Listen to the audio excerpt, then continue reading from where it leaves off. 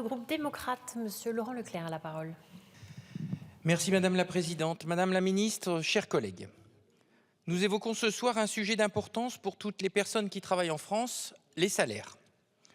Le salaire est plus largement la rémunération du travail. Elle nous émancipe et nous fait contribuer à la société ainsi qu'à la sobriété nationale, à la solidarité nationale, pardon. Il nous permet de vivre tout simplement.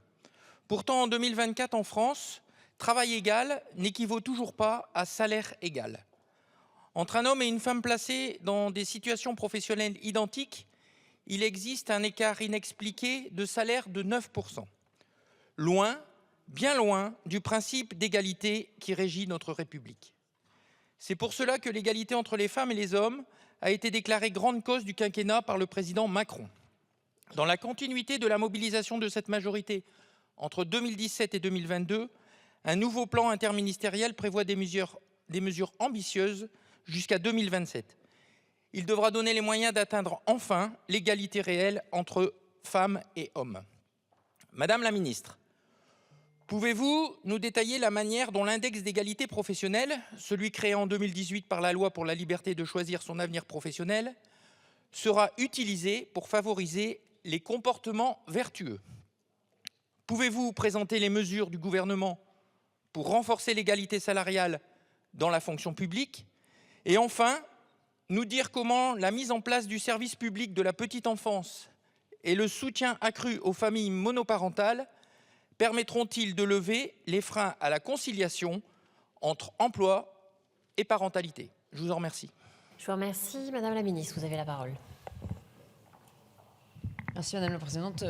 Monsieur le député Leclerc, merci pour cette question qui est en fait une double question, puisqu'à la fois sur la question de l'égalité salariale et puis sur la question au fond de la protection des femmes qui sont parfois, dont parfois le statut de femme à mère peut avoir un impact sur leur niveau de rémunération. Et donc comment est-ce qu'on accompagne cette transition pour ces hommes et ces femmes qui deviennent des jeunes parents pour que ça n'ait pas d'impact sur leur salaire. L'égalité salariale, elle est inscrite dans la loi depuis 1972 et depuis 2017, nous avons œuvré, elle reste encore de 4,3%, cette différence entre les salaires des hommes et des femmes, mais elle a malgré tout baissé de 1 point, mais ça doit nous inviter à faire encore des efforts. Comme vous le savez, l'index qui a été voté dans la loi du 5 septembre 2018 a fait bouger durablement les pratiques et plutôt dans le bon sens, puisqu'on constate que le nombre de répondants au 1er mars est en forte hausse sur les réponses de l'index. La note moyenne augmente encore. L'indicateur sur l'augmentation des femmes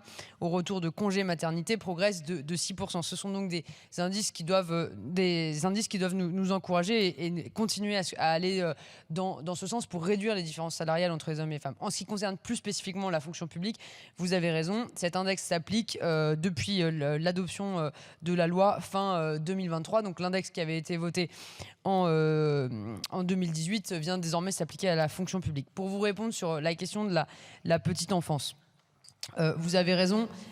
Le passage au statut de parent a souvent des répercussions sur une carrière ou sur un emploi, et donc c'est pourquoi nous prenons des mesures pour lutter contre ces répercussions, à la fois avec la prime d'activité, et qui est particulièrement un soutien décisif pour les familles monoparentales, la création de 200 000 solutions d'accueil des jeunes enfants d'ici à 2030, ou encore 6 milliards d'euros supplémentaires qui seront investis en faveur de la petite enfance d'ici à 2027 pour pérenniser la création de ces places. Je vous remercie.